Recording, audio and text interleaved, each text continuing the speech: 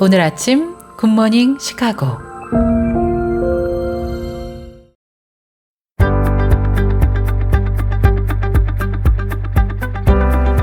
청취자 여러분 안녕하십니까? 10월 8일 수요일 KCBS 굿모닝 시카고 시작합니다.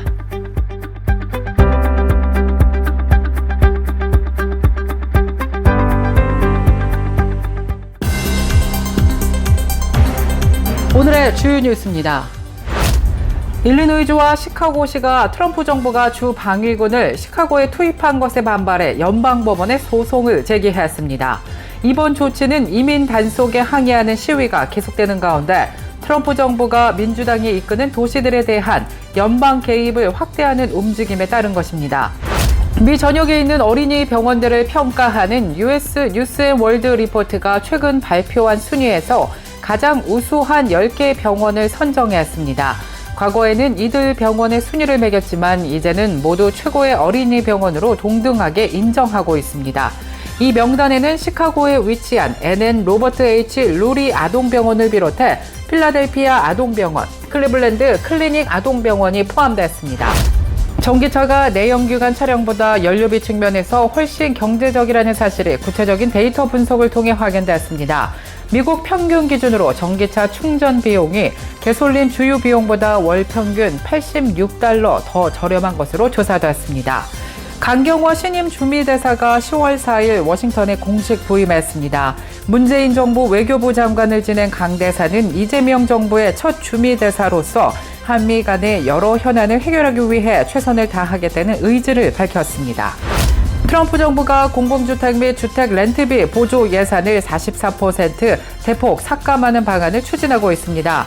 이로 인해 서류 미비자가 포함된 혼합가정은 물론 저소득 한인 시니어들도 큰 영향을 받을 것으로 예상되고 있습니다. 한국 배우 이정재가 한국인 최초로 글로벌 영화계의 권위 있는 상인 찰리 채플린 어워드를 수상했습니다.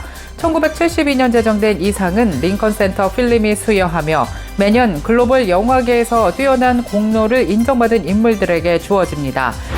지난 10월 4일 토요일 오후 6시 30분 새생명 비전 교회에서는 최근 성경 바람잡이로 활발하게 활동하며 그리스도와 복음을 전하고 있는 조혜련 집사와 세계 각지에서 찬양 집회를 인도해온 브라이언 킴이 러빙 워시팅과 함께 무대에 올라 그들의 삶 속에서 나타난 하나님의 은혜에 대해 간증하는 은혜로운 시간을 가졌습니다. 전 세계에서 아직도 성경을 접하지 못한 채 살고 있는 기독교인이 약 1억 명에 달하는 것으로 조사되었습니다. 크리스천 포스트에 따르면 오픈도어즈 인터내셔널과 디지털 성서 공회가 공동 설립한 성경 접근 이니셔티브는 88개국의 데이터와 전문가 분석을 종합해 성경을 구하기 어려운 국가를 순위화한 보고서를 지난 2일 발표했습니다.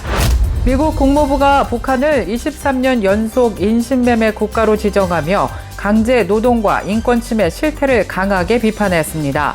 미 국무부 홈페이지에 따르면 정부는 지난달 29일 2025 인신매매 보고서에서 북한을 최하위 등급인 3등급으로 지정했습니다.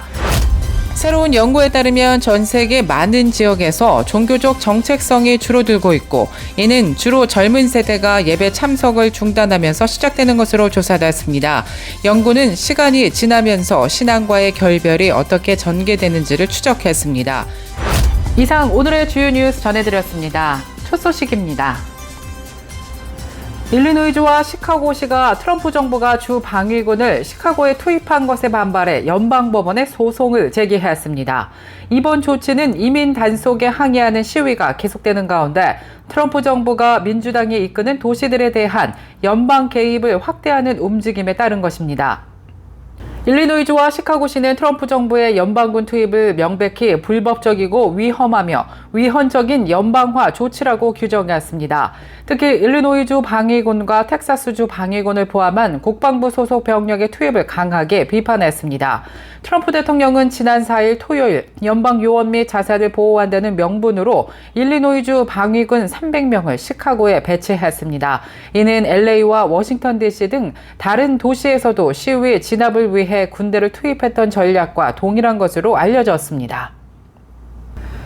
미 전역에 있는 어린이 병원들을 평가하는 US 뉴스앤월드 리포트가 최근 발표한 순위에서 가장 우수한 10개 병원을 선정했습니다.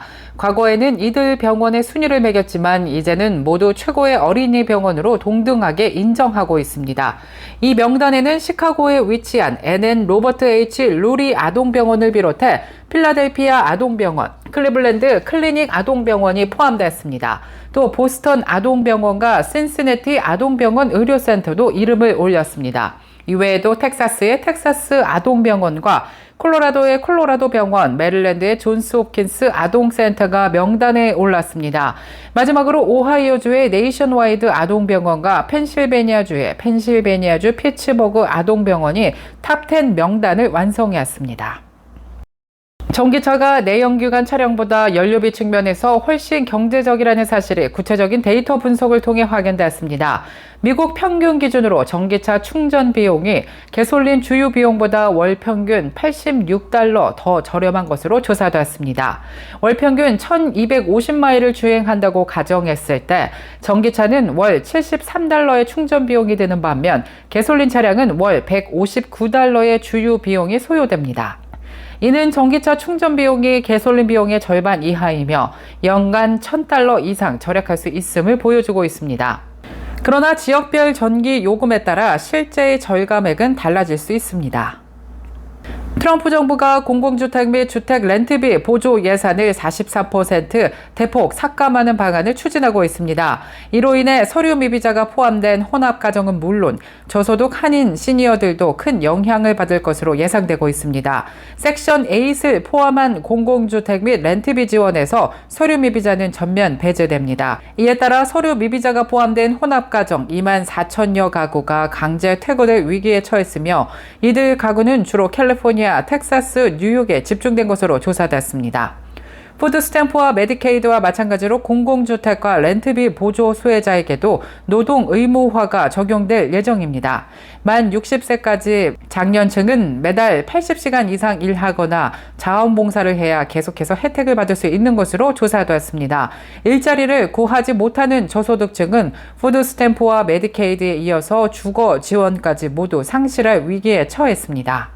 65세 이상 시니어는 노동 의무화에서 면제되지만 전체 예산이 43%나 삭감되면서 지원을 받기가 더욱 어려워질 전망입니다. 한국 배우 이정재가 한국인 최초로 글로벌 영화계의 권위 있는 상인 찰리 채플린 어워드를 수상했습니다. 1972년 제정된 이 상은 링컨 센터 필름이 수여하며 매년 글로벌 영화계에서 뛰어난 공로를 인정받은 인물들에게 주어집니다. 2018년부터는 아시아 부문이 신설되어 매년 한 명의 아시아 영화인에게 수여하고 있습니다. 계속해서 교계 소식이 이어집니다. 지난 10월 4일 토요일 오후 6시 30분 새생명 비전교회에서는 최근 성경 바람잡이로 활발하게 활동하며 그리스도와 복음을 전하고 있는 조혜련 집사와 세계 각지에서 찬양 집회를 인도해온 브라이언 킴이 러빙 워시팀과 함께 무대에 올라 그들의 삶 속에서 나타난 하나님의 은혜에 대해 간증하는 은혜로운 시간을 가졌습니다.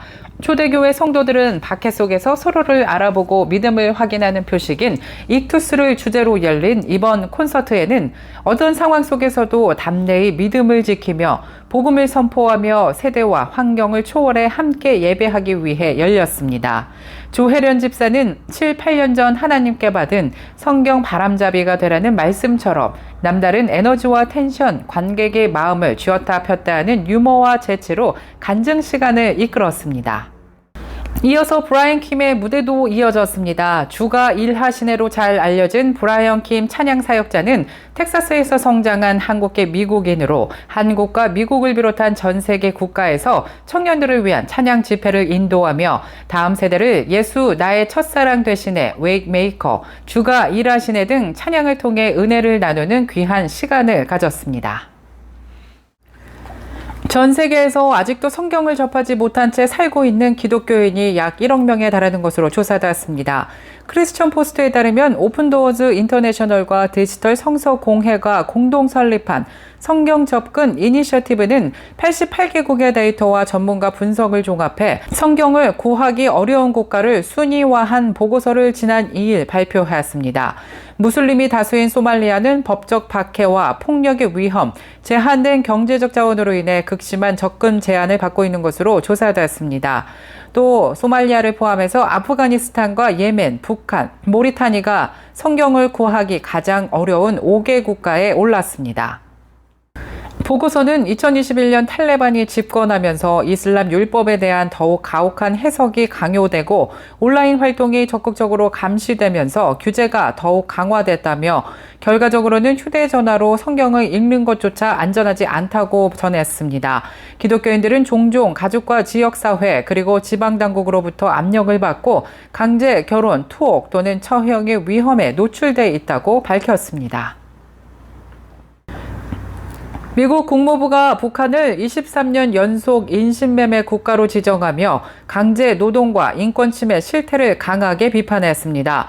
미 국무부 홈페이지에 따르면 정부는 지난달 29일 2025 인신매매 보고서에서 북한을 최하위 등급인 3등급으로 지정했습니다. 이 보고서는 전 세계 각국을 인신매매 피해 상황과 개선 노력 등에 따라 1등급에서 3등급으로 분류하고 국가별 권고사항을 제시합니다. 북한은 2003년부터 매년 최하위 등급을 받아왔고 올해도 아프가니스탄과 중국, 쿠바, 이란, 러시아 등 13개 국가와 함께 3등급에 포함된 것으로 조사되었습니다. 새로운 연구에 따르면 전 세계 많은 지역에서 종교적 정체성이 줄어들고 있고 이는 주로 젊은 세대가 예배 참석을 중단하면서 시작되는 것으로 조사됐습니다.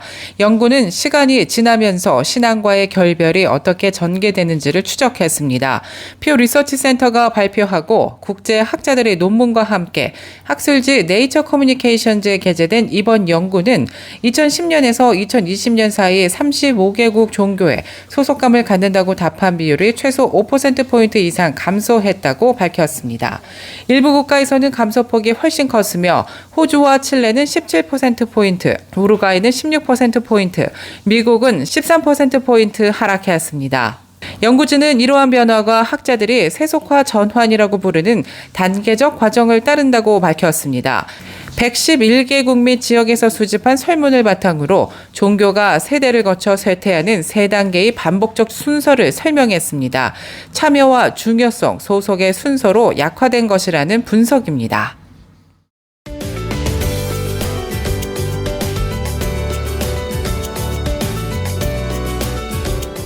KCBS 날씨 정보입니다. 수요일인 오늘은 하루 종일 맑고 화창한 날씨 계속되는 가운데 기온은 어제와 비슷하겠습니다. 선선한 가을 날씨 예상되는데요. 낮 최고 기온 63도 예상되며 밤 최저 기온은 48도 예상됩니다. 내일 아침 해 뜨는 시각 오전 6시 55분, 해 지는 시각 오후 6시 20분입니다. 이상 KCBS 날씨 정보였습니다.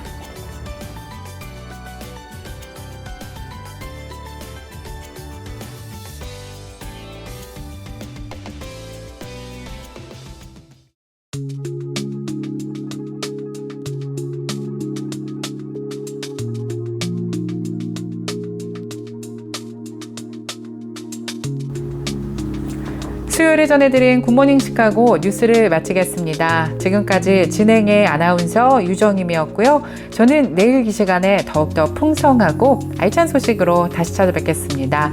굿모닝 시카고 뉴스를 청취해주시는 모든 여러분 감사드리며 오늘도 주님 안에서 평안하시길 기도합니다. 고맙습니다.